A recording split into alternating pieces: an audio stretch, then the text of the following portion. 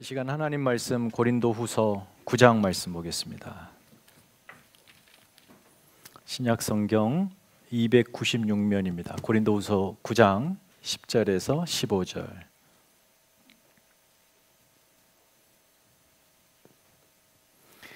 우리 다 같이 읽겠습니다. 자, 시작. 심는 자에게 씨와 먹을 양식을 주시는 이가 너희 심을 것을 주사 풍성하게 하시고 너희 의의 열매를 더하게 하시리니 너희가 모든 일에 넉넉하여 너그럽게 연보를 함은 그들이 우리로 말미암아 하나님께 감사하게 하는 것이라. 이 봉사의 직무가 성도들의 부족한 것을 보충할 뿐 아니라 사람들이 하나님께 드리는 많은 감사로 말미암아 넘쳤느니라. 이 직무로 증거를 삼아 너희가 그리스도의 복음을 진실히 믿고 복종하는 것과 그들과 모든 사람을 섬기는 너희의 후한 연보로 말미암아 하나님께 영광을 돌리고 또 그들이 너희를 위하여 간구하며 하나님이 너희에게 주신 지극한 은혜로 말미암아 너희를 사모하느니라. 말할 수 없는 그의 은사로 말미암아 하나님께 감사하노라. 아멘. 그 마지막 구절 하나님께 감사하노라. 우리 전후좌우 하나님께 감사하십시다. 이렇게 한번 인사하십시다. 하나님께 감사드립니다. 네. 올 한 해 하나님께서 우리의 가정에 베풀어 주신 은혜가 큽니다. 가정을 주신 하나님, 사랑스러운 우리의 자녀들, 또 아내, 남편, 또 일할 수 있는 여건과 환경 주셔서 열심히 살아낼 수 있는 터전 주신 것, 그리고 무엇보다 우리 최 집사님이 기도도 하셨지만 혹독한 이민 생활을 하는 과정 속에서 우리 혼자 있지 않고 서로 손잡고 이 시기를 잘 견뎌갈 수 있는 신앙 공동체가 있다는 것 또한 하나님 앞에 감사하지 않을 수 없습니다. 사실 우리가 조금만 생각하면 헤아릴 수 없을 만큼의 감사의 조건들이 우리의 삶에 펼쳐져 있습니다. 문제는 그런 조건과 형편들을 내 기대에, 내 기준에 맞춰서 감사의 조건이 아니라고 해버린 데가 문제가 있겠죠. 그저 자신이 원하는 그 기대하던 어떤 현실이 펼쳐졌을 때만 우리가 하나님 앞에 감사하는 경향이 짙습니다. 어떤 사람은 정말 숨 쉬는 것조차 감사하다, 매 순간이 감사하다, 이렇게 사는 사람이 있는가 하면 반대로 숨 쉬는 것 그 자체가 고통이다 라고 하는 사람이 있습니다. 무엇의 차이일까요? 자신의 삶에 이 생명의 소중함을 아느냐, 무엇보다도 그 생명을 주신 하나님의 은혜가 있느냐 없느냐의 차이일 겁니다. 며칠 전에 한국에 우리 동기 목사님과 또 오랜만에 통화를 하게 됐는데 목사님의 어머니께서 그제 돌아가셨어요. 오랜 투병 생활 끝에 고생하시다가 돌아가셨어요. 후반부에는 아들까지 못 알아볼 정도로 치매가 오셨습니다. 그래서 며칠 전에 그 어머니, 병상에 누워 계신 어머니와 눈을 지그시 맞추면서 생전하지도 않았던 그때 이렇게 기도했답니다. 하나님, 이 고통의 순간 시간에서 속히 우리 어머니를 자유케 하셔서 천국으로 인도해 주십시오. 그렇게 기도하고 왔대요. 왔는데 그날 바로 저녁 넘어 새벽에 병원에서 연락이 왔습니다. 돌아가셨다고. 그 통화 중에 못내 아들로서 그 아쉬움을 표현하더라고요. 슬픔을 표현하면서 저에게 이렇게 말했어요. 최 목사, 내가 목사로 평생 기도하며 살아왔는데 이번처럼 하나님이 내 기도에 즉각 응답하신 적은 없었어 라고 말씀하면서 또 이렇게 하시더라고요. 그래도 내 기도에 응답하신 하나님께 감사해. 사실 하나님을 믿는 자라면 삶의 모든 게 감사의 조건입니다. 감사하지 않을 수 없는 상황들의 연속이죠. 아침에 눈을 떠서 저녁에 눈을 감는 내가 마주하는 모든 세상 현실에 감사의 조건들이 널려 있습니다. 다만 우리가 그것을 인지하지 못할 뿐입니다. 왜 내가 마주한 모든 현실이 감사의 조건이냐? 그 모든 현실 속에 하나님이 계시기 때문입니다. 우리의 숨소리조차 귀 기울이시고 우리의 표정에 당신의 시선을 놓친 적이 없으셔요. 따스한 은혜로 붙드시고 우리가 바쁘다, 힘들다, 기분 나쁘다, 모르겠다, 내 마음에 안 든다 라고 눈을 감아버렸던 그 순간에도 하나님은 계셨습니다. 하나님은 언제나 우리의 삶에 동행하십니다. 그러니 하나님은 마땅히 우리로부터 감사를 받으시기에 합당하신 분입니다. 오늘 본문이 속해 있는 고린도후서 9장, 이 고린도후서 9장의 주제는 뜻밖에도 헌금입니다. 헌금. 이방인 고린도 교회가 기근에 처한 유대 예루살렘 교회에 헌금을 보내는 이야기예요. 추수감사주일에 우리 헌금 많이 하십시다. 이런 얘기 하려고 하는 것은 아닙니다. 사실 오늘날 이 성도들에게 헌금이라고 하는 주제가 매우 민감합니다. 부담이 되죠. 사실 오랫동안 교회가 헌금이라고 하는 이 너무나 소중하고 귀한 신앙 양식을 왜곡되이 가르쳐 왔습니다. 어떤 교회는 축복을 믿기로 헌금을 강요하기도 하죠. 성도들로 하여금 마치 우리 하나님이 내 돈을 요구하시는 것처럼, 나의 물질을 요구하시는 것처럼 그런 가난한 하나님으로 만들어 버렸어요. 바울이 본문에서 헌금 이야기하는 본질은 이것입니다. 복음 안에 우리가 얼마나 부요한가. 복음 안에 우리가 얼마나 부요한 자가 되었는가. 그것을 강조하려고 하는 것이지, 자기가 유대인으로서 이방 활동에서 엄청난 교회들을 세우고 그래서 헌금을 이만큼 받아서 예루살렘 교회에 들어갔을 때 동족 유대인들로부터 과시를 하면서 인정을 받고 칭찬을 얻으려고, 그래서 더 많은 헌금을 모으려고 이런 얘기한 게 아니란 말이에요. 수백 수천 년 동안 유대인과 이방인이 서로 담을 쌓고 적대했었는데 복음이 그 담장을 허물었고 서로가 서로의 필요를 채워주는 관계 속에 복음 안에 형제 자매가 되어 그 복음이 주는 하나님의 부요함을 맛본 이야기, 지금 그 얘기를 하고 있는 거예요. 예수님께서 오셔서 먼저 유대인들에게 복음의 씨앗을 주십니다. 그 씨앗이 자라 풍성한 열매를 맺어요 복음으로 부요해집니다. 그 혹독한 로마의 치하 아래서 이 예루살렘의 한 공동체가 복음으로 부요해지는데 그 공동체가 예루살렘 교회죠. 소유를 다 서로 팝니다. 서로의 필요를 나누어 줍니다.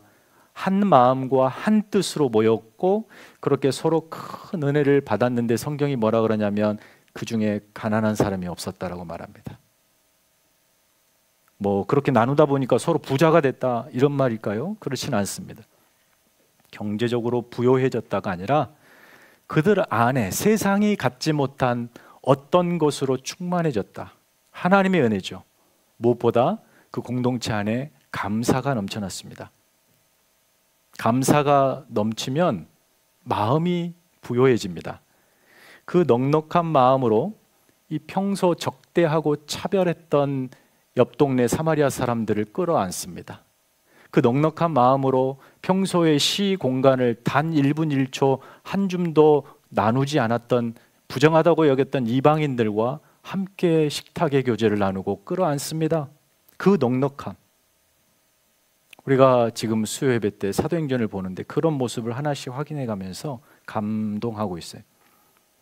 여러분, 복음을 주시고 생명을 주신 하나님께 감사하며 그 감사로 부요해진 유대 교회가 사마리아를 품고 이방을 품어 그야말로 이방 땅 끝까지 로마까지 복음을 전해주고 복음의 씨앗을 목숨 걸고 뿌려준 결과 이방인 교회가 탄생하고 그 이방 교회가 복음으로 부요해졌는데 그 중 한 교회가 바로 고린도 교회였습니다. 예수 안에 생명을 맛봅니다.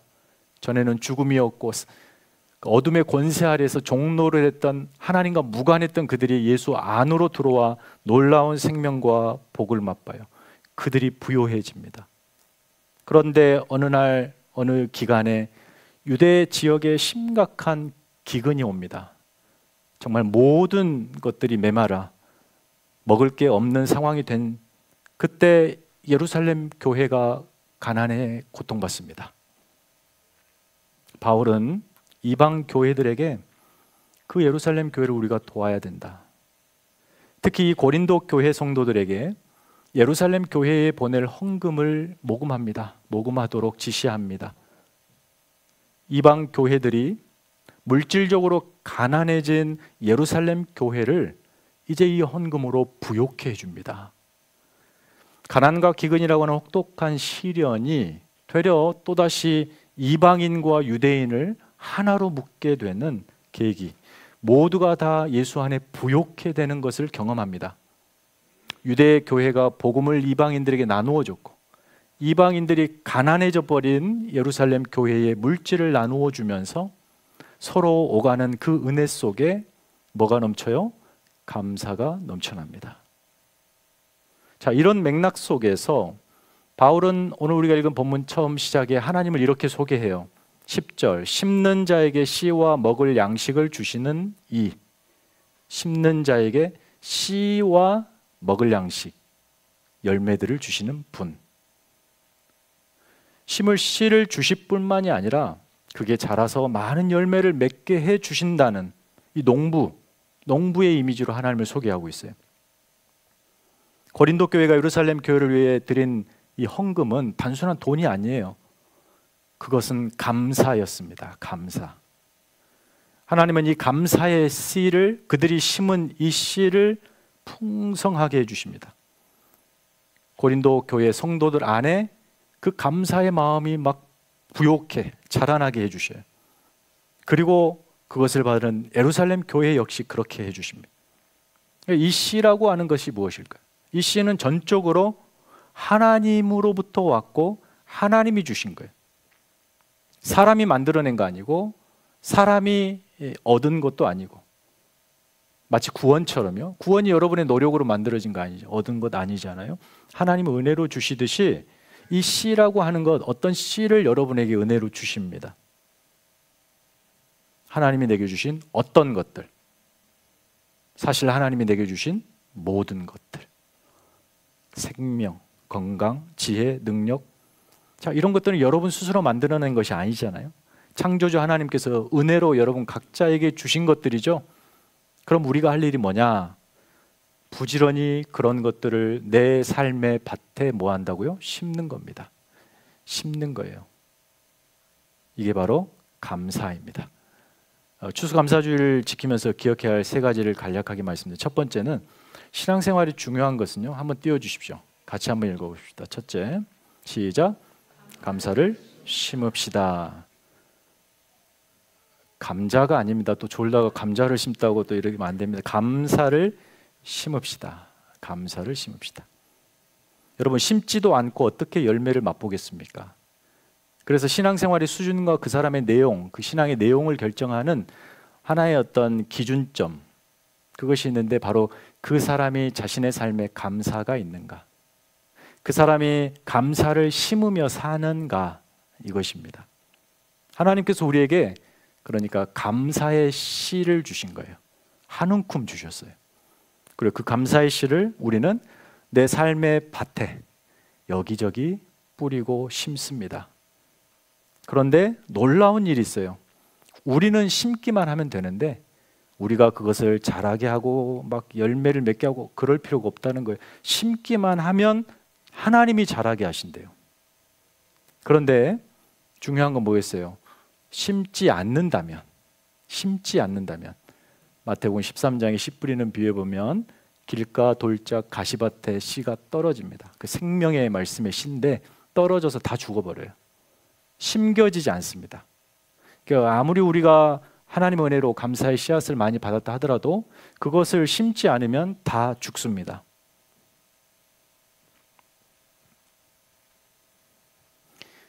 그래서 쉬우면서 가장 어려운 거, 말로 감사하다는 표현을 해야 합니다. 말로 아침에 눈을 뜨자마자 하나님 감사합니다. 이렇게 새날을 주셨군요. 감사합니다. 저녁에 눈을 감으면서 하나님, 오늘 하루 하나님의 은혜로 살았습니다. 감사합니다. 그렇게 아침에 심은 감사가 자라서 저녁 감사를 만들어내고 저녁 감사에 심은 것이 다음날 아침 감사가 되면서 삶 전체가 감사의 열매로 주렁주렁 맺게 된, 어떤 사람은 하루에 한 씨 하나 심기도 버거워하시는 분들이 있어요. 감사를 아예 안 한다는 거죠. 여러분, 이 시간 우리 추수감사주를 지키면서 한번 다짐해 보십시다. 나는 최소 하루에 한 씨앗 10개 정도는 심어야 되겠다라고 한번 다짐해 보시고, 최소한 여러분이 지금까지 잡수신 연세만큼 심으셔야 되지 않겠습니까? 예. 여러분, 아무 생각 없이 살면요, 도대체 내 삶에 무슨 감사의 조건이 있는가, 이렇게 나옵니다. 내가 살아내는 이런 삶의 현실들, 내가 노력해서 일구어낸, 만들어낸 현실이고, 도대체 하나님이 내게 베푼 게 무언가 라고 하며 교만 떨든지, 아니면 자신의 삶을 바라보면서 도무지 감사할 것 없다라며 불평하고 비난하고 자책할 뿐입니다. 감사가 사라지면 그 사람의 인생이 그렇게 됩니다. 하지만 감사의 조건들을 한번 곰곰이 생각해 보세요. 하나님께서 여러분에게 어떤 감사의 씨앗을 한 움큼 주셨는지. 그래서 우리가 실제 이 말로 심어야 합니다. 말로 심는 거예요. 생각 아니에요. 말로 심으셔야 돼요. 다시 한번 해봅시다. 여러분 스스로에게, 하나님 감사합니다. 하나님 감사합니다. 오늘 하나 심으셨어요? 자, 두 번째 한번 띄워주시죠. 같이 읽어볼까요? 시작. 마음밭에 심겨진 감사의 씨는 결코 죽지 않습니다. 왜죠? 하나님이 자라게 하시기 때문이에요. 씨를 주신 분도 하나님, 자라게 하시는 분도 하나님, 열매 맺게 하시는 분도 하나님. 그런데 딱 한 가지 우리에게 요구하신다. 심어라. 심어라. 우리가 감사의 씨를 심을 때 하나님이 하신답니다.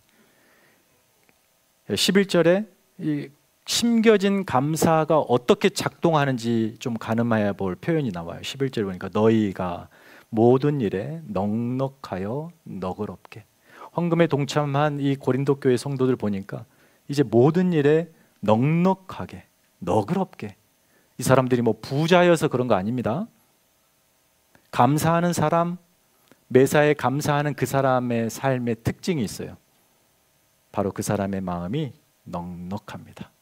또 너그럽습니다. 이 넉넉함과 너그러움이라는 것은 마음이 부요하다는 겁니다. 돈이 많아서가 아닙니다. 그 마음이 넉넉해서 부자인 거예요. 나누고 베풀고 돕고 지갑을 열 줄 아는 사람, 시간을 나누어 줄 줄 아는 사람, 마음, 정성을 나누어 줄 줄 아는 사람. 이것은 쉽게 우리가 저 사람은 태어날 때부터 저렇게 착하게 태어났어, 이런 천성으로 여겨서는 안 돼요. 그게 뭐냐면 심었기 때문에 그런 결과가 있는 겁니다. 여러분, 씨가 밭에 뿌려지면 보이는 것은 조그마한 새싹이지만 한번 그걸 뽑아보시면 뿌리가 얼마나 크게 뻗어 있는지 몰라요. 그 범위가 넓습니다. 그러니까 그 뿌리가 그 땅을 바꿉니다. 이게 원리죠. 다시 말해서 우리가 감사를 뿌리고 심으면 그것이 그 마음밭에 뿌리 뻗는 그 능력과 생명이 확 퍼져서 이게 우리의 마음밭을 바꾼다는 거예요. 그래서 감사가 뿌려지면 그 뿌리가 마음 전체 퍼지면서 마음의 퀄리티, 이 마음의 토양이 바뀌어집니다. 누구나 그러시겠지만 저 역시 마음이 넉넉한 사람과 가까이 하고 싶습니다. 사소한 이익에 이리 재고 저리 재며 사람을 위아래로 훑어보면서 평가하는 그런 사람보다 어떻게 하면 내가 좀 이 사람에게 도움이 되어볼까? 라고 하는 사람.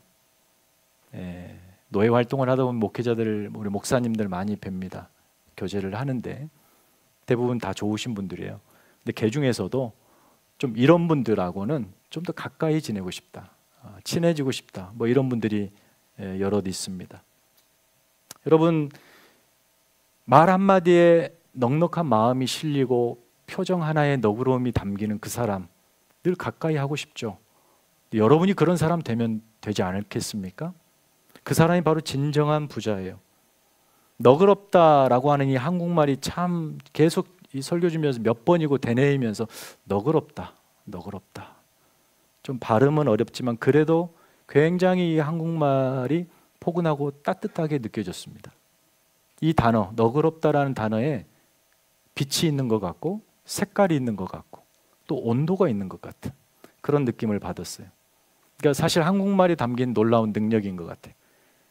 그래서 한강 씨가 노벨 문학상을 탄 것 같아요. 모든 것을 품어낼 것 같은 이 넓은 가슴으로 타인을 향해 사랑을 내어주는 그 마음, 너그러움. 이 너그러움이 어디서 왔을까요? 태어나면서 가지고 나왔을까요? 그렇지 않다는 거예요. 예수님께서 우리에게 너그러움을 베풀어 주셨고 그 예수님을 닮은 우리가 너그럽게 사는 건데 그 삶의 가장 중요한 것 중 하나가 감사를 심는 자가 그 너그러움을 맛본다는 거예요. 요즘 사람들의 감정이 얼마나 날서 있습니까? 겉으로는 웃지만 조금만 폭 찌르면 그냥 폭발해버릴 것 같은 아주 예민한 감정으로 살아가요. 타인을 보듬을 여유와 마음의 틈이 안 보입니다. 근데 자세히 보면 부자같이 사는데 가난하게 살고요. 굉장히 분주하게 바쁘게 사는 것 같은데 게으르게 삽니다. 그 안에 감사가 없으면 그래요. 마음에 그 마음밭에 감사의 씨가 뿌려져 있지 않으니까 그런 겁니다. 감사의 씨가 뿌려지지 않으니 감사가 작동할 수 없고 그 마음밭은 순식간에 황량하기 그지없게 돼버립니다. 제 백야드가 조그만한데 올해는 바빠서 아예 신경을 못 썼더니 지금은 꼴도 보기 싫을 정도로 이게 뭔가 할 정도로 자풀이 다 나서 무질서가 그냥 무질서 자체. 내년에는 다 갈아엎어야 되는데 한 해 더 놔둬보려고요. 여러분 그냥 두면 그냥 막 아무것도 아닌 게 됩니다. 거기에서 무슨 감사가 스스로 막 자라겠습니까? 뭐가 자랍니까? 불평, 불만, 분노 같은 이 잡초만 기생하고 그들이 힘을 발휘할 뿐입니다. 그것들이 깊게 뿌리를 내려요. 그것들도 뿌리를 내리거든요. 증식합니다. 그래서 밭 전체를 망가뜨려요. 평소 하루하루 감사의 씨앗을 뿌리는 사람은 자신도 모르게 자라게 하시는 하나님의 은혜로 어느새 내 마음에 감사가 막 넘쳐나고 내가 어느 순간 내가 난가 할 정도로 너그러워지고 그렇게 넉넉해집니다. 그게 바로 감사를 심은 자가 하나님의 은혜를 맛보는 방식이에요. 마지막 세 번째 다 같이 읽어볼까요? 자, 시작. 감사의 삶은 자신이 바울이 바울은 이 이방인들이 가난과 기근에 처한 이 예루살렘 교회에 헌금 보내는 일을 12절에 보니까 봉사의 직무래요. 섬기는 일로 표현하고 있어요. 그리고 13절에 보니까 이 직무를 증거를 삼아 너희가 그리스도의 복음을 진실히 믿고 복종하는 것과 그들과 모든 사람을 섬기는 너희의 후한 연보로 말미암아 하나님께 영광을 돌리고. 그러니까 자신들 감사로 심은 고린도 교회 성도들이 부요해졌습니다. 그런데 거기서 끝나지 않죠. 14절에 보니까 또 그들이 너희를 위하여 간구하여 여기 그들은 예루살렘 교회 성도들이에요. 하나님이 너희에게 주신 지극한 은혜로 말미암아 너희를 사모하는지라. 그 후원을 받고 도움을 받았던 예루살렘 교회가 부요해집니다. 교회가 부요해져. 감사가 자신들에게 부요를 가져다 주었는데 이 감사를 심은 이 행위가 누군가를 부요케 해줬다는 거예요. 가난한 형편에 이 기근이라고 하는 절박한 상황 속에서 예루살렘 교회 성도들은 마음이 몹시 위축되어 있었을 거예요. 하나님의 은혜를 간절히 구했을 겁니다. 그런데 어느 날 이방 교회들이 헌금을 보내줘요. 단지 얼마냐? 이 돈 이게 아니지 않습니까? 감사를 심은 그 감사가 전달이 되어 다시 예루살렘 교회 성도들에게 감사로 심겨집니다. 감사할 수 없는 형편에 그렇게 감사가 다시 뿌려졌고 심겨졌고 예루살렘 교회 성도들의 마음이 또다시 너그러워집니다. 이방 교회를 향해서 하나님 앞에 간절히 간구하고 사모하는 마음으로 그들을 축복해 줍니다. 이 얼마나 아름다운 모습이에요. 감사를 심은 고린도 교회가 예루살렘 교회를 부욕해 줬고, 또 감사를 심은 예루살렘 교회가 고린도 교회를 축복해 줍니다.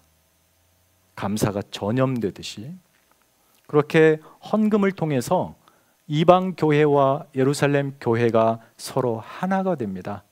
그래서 바울이 오늘 본문을 어떻게 마무리하죠? 15절 다 같이 한번 읽을까요? 자, 15절 시작. 말할 수 없는 그의 은사로 말미암아 하나님께 감사하노라. 하나님께 감사하노라. 그러니 이 중요한 고린도후서 9장을 헌금합시다 라고 할 때 본문으로 사용해서는 안 되죠. 하나님께서 우리에게 감사의 씨앗을 넉넉히 주셨다. 우리가 할 일은 뭐다? 감사를 심는 거다. 하나님이 자라게 하신다. 우리를 부욕해 하신다. 그러니 열심히 우리에게 허락하신 감사의 씨앗들을 심읍시다. 하나님이 일하실 것입니다. 물질, 시간, 노력, 재능, 열심, 정성, 이 모든 것들 나는 그저 심었을 뿐인데 하나님은 그것을 자라게 하셔서 감사거리로 열매로 맛보게 하셨다. 이게 신앙생활이에요. 황량했던 광야 같은 내 마음밭이 이런 감사가 주렁주렁 맺힌 감사의 과수원이 되어버립니다. 말씀을 맺습니다. 무엇보다 여러분 가정이 그렇게 감사의 열매가 주렁주렁 맺히는 과수원이 되시기를 축원합니다. 여러분 생각해 보십시오. 집안에서 엄마 아빠가 감사를 입에 달고 산다 그래 봐요. 그러면 그 아래 사는 배우는 우리 자녀들이 당연히 감사를 배우지 않겠어요? 근데 불평해요. 원망해요. 비방해요. 당연히 아이들이 그걸 배우죠. 우리 아이들 그렇게 소중히 여기시는 부모님들, 우리 어떻게 키우면 좋을까요? 교회 안에서 여러분 특별히 감사하는 성도가 되십시오. 감사 전염됩니다. 감사하시면 전염돼요. 여러분 교회가 뭐 이렇네, 교회 안에 누가 이렇네, 이런 여러 말로 불평하지 마십시오. 여러분이 불평해서 제가 지금 이런 말 드리는 건 아닌데, 이 척박한 이민 생활에 여러분 31년 동안 이만한 교회로 서 있는 것은 이름도 빛도 없이 감사를 심었던 분들이 계시고, 또 이곳을 다녀가면서 자신의 때에 자신의 시간에 감사를 심어 땀 흘렸던 그분들의 열매가 지금입니다. 우리는 그 열매를 맛보고 있습니다. 그럼 열매만 맛보라는 것일까요? 우리 때 우리가 심어야 할 감사는 따로 있습니다. 그것을 심어야 되지 않겠습니까? 우리는 그 열매를 그냥 맛보면서 맛이 없네, 다네, 짜네, 맵네 이래서는 안 된다는 거죠. 그렇게 불평을 하게 되면 그 사람의 마음이 가난해집니다. 가난해져요. 감사가 전염되듯이 불평이 전염돼서 내가 누군가의 마음밭을 망가뜨리는 일에 내 인생이 동원되고 있어요. 감사는 정반대입니다. 지금도 우리 주님께서 여러분 각자의 삶에 감사의 씨앗들을 베풀어 주십니다. 은혜로 그것들을 마음껏 심으시기 바랍니다. 부디 여러분의 마음밭이 감사로 풍성해지기를 축원합니다. 찬양하십시다. 우리 다 함께 일어서셔서 사랑하는 성도 여러분, 이 시간에 잠시 머리를 숙여서 여러분의 입술로, 목소리로 하나님 앞에 감사드리십시다. 여러분은 무엇을 감사하십니까? 하나님께서 여러분에게 베푸신 것이 무엇입니까? 마땅히 감사해야 할 조건들을 내 마음에 들지 않는다고, 내 뜻이 아니라고 뒤로 치워버리고 외면하고 그렇게 감사 심는 일에 게을러 감사의 씨앗들이 메말라 있지는 않습니까? 당장에 심으셔야 합니다. 여러분의 삶 구석구석에, 여기저기, 지금, 내일, 그리고 다음 모든 삶의 자리에 하나님이 베푸신 흔적들을 심으셔야 합니다. 바로 거기에서 놀라운 하나님의 능력과 은혜와 그 감격의 역사가 구현됩니다. 실현됩니다. 열매로 경험됩니다. 모든 생에 하나님 앞에 감사가 충만할 수 있도록 매일매일 감사의 씨앗들을 정성껏 심을 수 있도록 은혜 주시라고 시간에 함께 간절히 기도하겠습니다. 하나님 아버지 감사합니다. 하나님께서 우리에게 베푸신 은혜가 큽니다. 하나님께서 감사에 헤아릴 수 없는 조건과 내용들을 우리에게 주셨습니다. 하나님, 우리의 마음이 강팍하여서 탐심에 세상 사랑하는 마음 때문에 하나님 베푸신 그 은혜들을 망각하고 감사치 아니하였다. 어리석은 자가 아닌지 다시 한번 생각합니다. 하나님, 우리의 삶을 붙잡아 주시옵소서. 하나님, 우리가 감사로 심게 하여 주옵소서. 심을 때 하나님이 자라게 하시고 열매 맺게 하신다 하셨으니 하나님, 우리의 삶에 감사가 풍성하게 넘쳐나게 하여 주시옵소서.